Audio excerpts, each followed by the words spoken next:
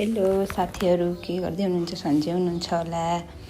आज हामी धेरै दिनपछि बागलुङमा घाम लागेर उज्यालो भएको थियो। यसो बाहिर घुम्न गएको बाबुको बाबा म हुन्टी स्कुल गएकी छिन्। कति राम्रो देखिएको हेर्नु बाहिरको दृश्य।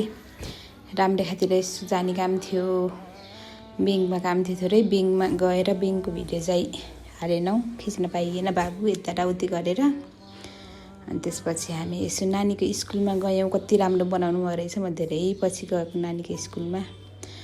गेट बनाइसक्नु भएछ, भित्र पनि एकदम राम्रो गराउनु भयो रहेछ।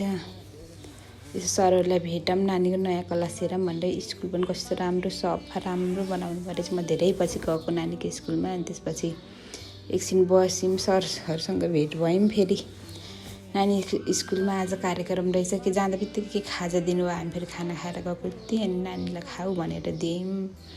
अनि एकछिन नानीसँग बस्यौँ। अनि राम्रो खाएको ढिकतिर गएर एकछिन बसेर हावा खाएर हेरेन बाबु छोरा त्यो स्कुलमा दिएको खाजा खाँदै हुनुहुन्छ। एउटा नानीले लगिन्।